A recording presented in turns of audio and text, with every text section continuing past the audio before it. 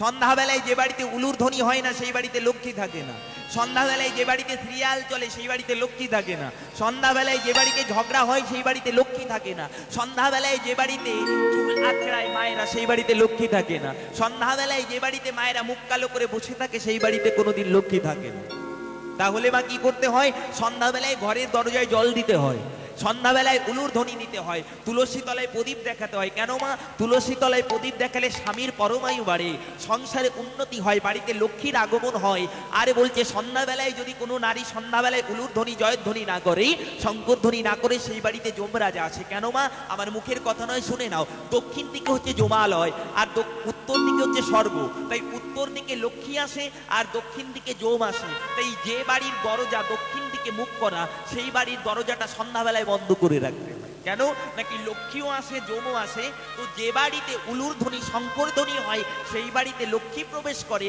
আর যে বাড়িতে সন্ধ্যাবেলায় দরজা খোলা আছে কিন্তু উলুর ধ্বনি জয়ের ধ্বনি হলো না সেই বাড়িতে যমরাজা প্রবেশ করে। সেই বাড়িতে প্যারালাইসিস হয়, হার্টঅ্যাটাক হয়, সুগার হয়, নানান ধরনের রোগ ব্যাধি হয়। সেই বাড়িতে শান্তি থাকে না। আর যম ঢুকে হিসাব করে কাকে কখন দেওয়া যায়। মায়েরা মানে না তো এত জ্বালা। শোনো মা, প্রত্যেক দিন সকালবেলায় ঘুম থেকে উঠে তুলসী বৃক্ষকে প্রণাম করবে, ভগবানকে প্রণাম করবে, স্বামীকে প্রণাম করবে, তোমাদের জনম ধন্য হবে। যদি নিজের স্বামীকে ভক্তি করতে পারো তাহলে জগৎ স্বামীকে অবশ্যই পাবে। স্নান করে মায়েরা তুলসী বৃক্ষকে প্রণাম করে পুজো দিয়ে সিঁদুর পরতে হয়।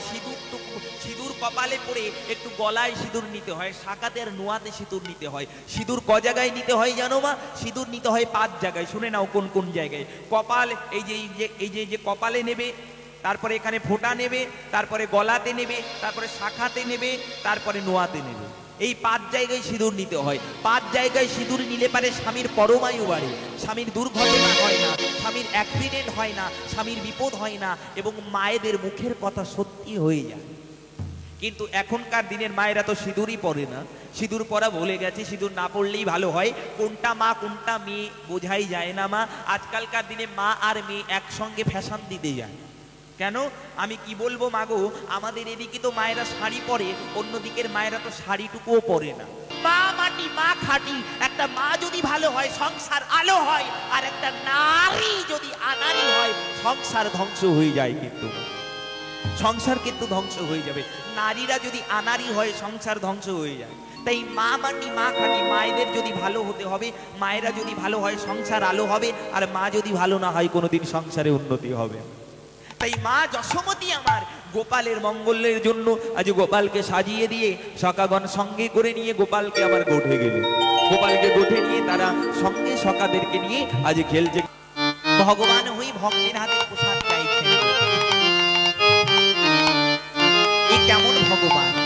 ভগবান বললেন, যে হয় আমার অনুগত তারে কাদাই আমি মনের মতো, যে করে আমার আশ করি তার সর্বনাশ, তবুও যদি না ছাড়ে পাশ তবেই হই তার দাসের অনুদাস। দেখবেন মাঝে ভক্ত হয়, যে সৎ মানুষ হয় তার বড় কষ্ট হয়। কেন? নাকি ভগবান তাকে কাঁদাতে ভালোবাসে। ভগবানের ভক্ত যারা কষ্ট পায় তারা কেন জানো? ভগবান বললেন, আমার নাম কালা, আমি ভক্তকে দিতে ভালোবাসি জ্বালা। যদি তবুও না ছাড়ে আমার পাশ, হাজার কষ্ট দেবে, যন্ত্রণা দেবে, তবুও যদি গোবিন্দকে না ভুলো মা, শেষের দিনে গোবিন্দ তোমায় নিজ গুণে হাতে ধরে পার করে দেবে।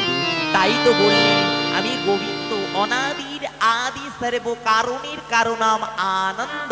যদি কোনো ভক্ত আমার নাম নেয় চলে যায় তার নিরানন্দ, সে পেয়ে যাবে গোবিন্দ।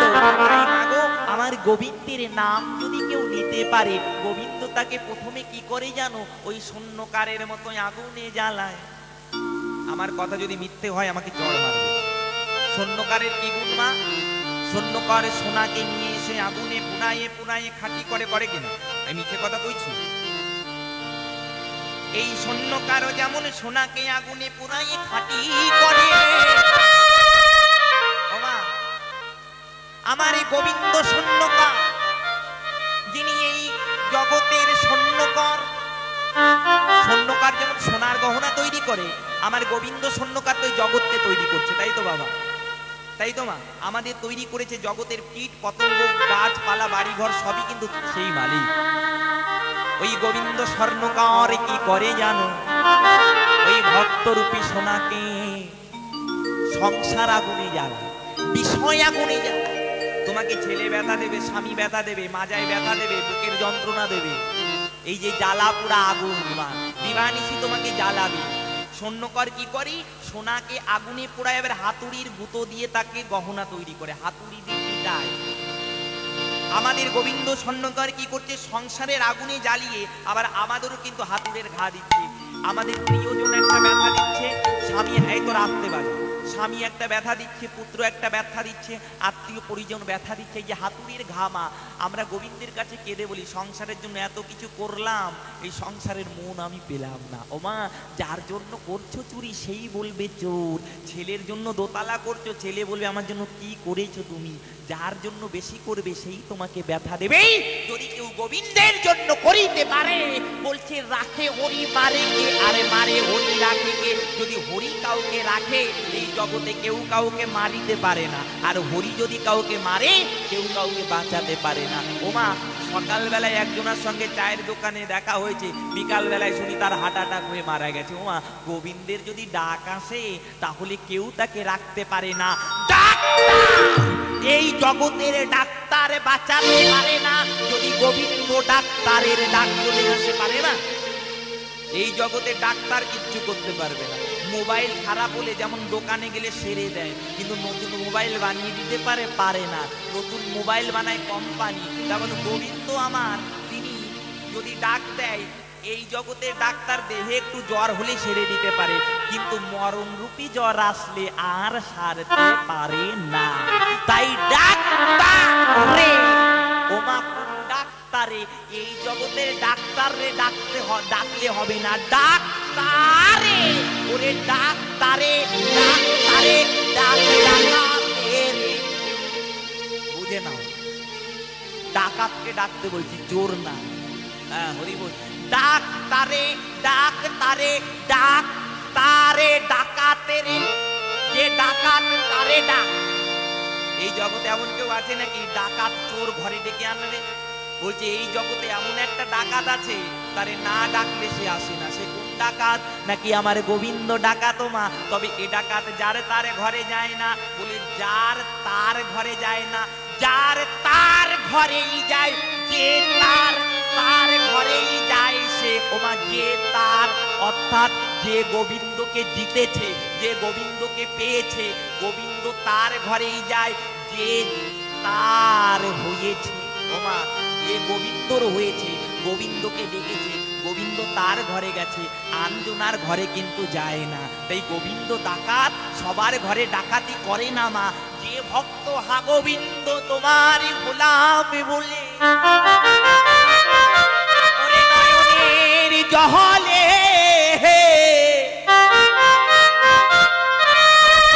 ভাসাইয়ে দিয়ে কাঁদে, ওই ভাবার মতো। ওমা, যে হয় তার অনুগত কাদায় তারে মনের মতো। দেখবেন মা, যে ভক্ত হয় তার কষ্ট হয়। ওই হরিদাস, যিনি ভগবানকে এত ভালোবাসতেন, তার 22 বাজারে বেত্রাঘাত খেতে হয়েছে না মা। যখন হরিদাস পালা তো আপনারা শুনেছেন, বেতের বাড়ি খেতে কৃষ্ণ নাম ছাড়াবে বলে। শুধু তাই, শ্রীবাস ঠাকুর গৌর হরি ঘরে নাম করছে, কিন্তু ঘরে নিজের ছেলে মরে পড়ে আছে। তাহলে দেখুন, ভক্ত যারা কষ্ট পেয়েছে তারা। মীরাবাই ছিল রানী, কৃষ্ণ প্রেমে পাগল হয়ে সব ছাড়া হয়ে গেল। লালা বাবু জগৎছে, কৃষ্ণ প্রেম লেগে তারা জমিদারি ছেড়ে কৃষ্ণ বলে চলে গেল। তাহলে মা, যে ভক্ত হয় ভগবান তারে কষ্ট দেয়, তাকে ঘর ছাড়া করে দেয়। ও মা, যে ভক্ত হয় সে এখনো বৃন্দাবনের বাসে শুনতে পারে। ভবা পাগলা গান করেছে না, এখনো সে বৃন্দাবনে বাঁশি বাজে রে, এখনো সে বৃন্দাবনে বাঁশি বাজে রে, এখনো সেই বৃন্দাবনে। সেই বাঁশি বনে বনে, সেই বাঁশি শুনে বনে বনে ময়ূর নাচে রে,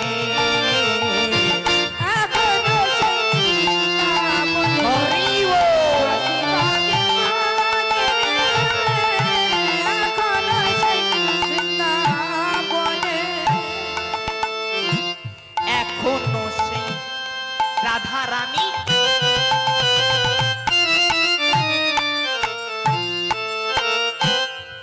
এখনো সে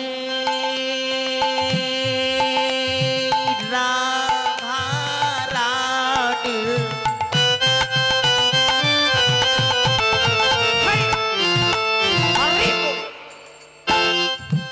এখনো সেই রাধা রানী এখনো সে রাধা রানী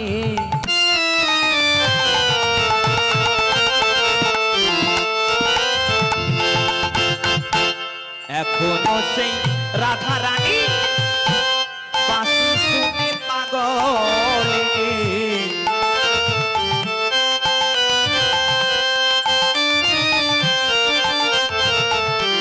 এখনো সেই রাধা রানী শুনে পাগল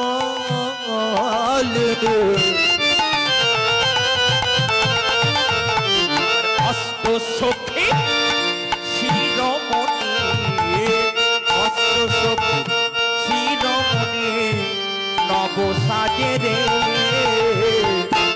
এখনো সেই বৃন্দাবনে বাঁশি বাজে রে এখনো সেই বৃন্দাবনে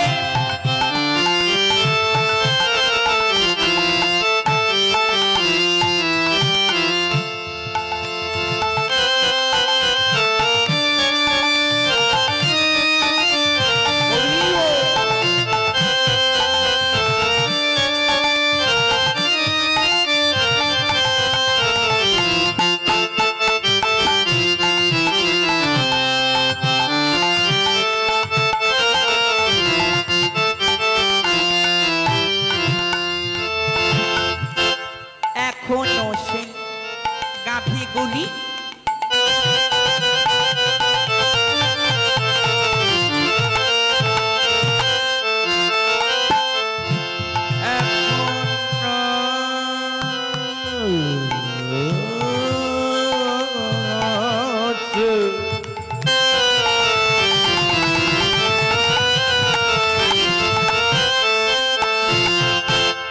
এখনো সেই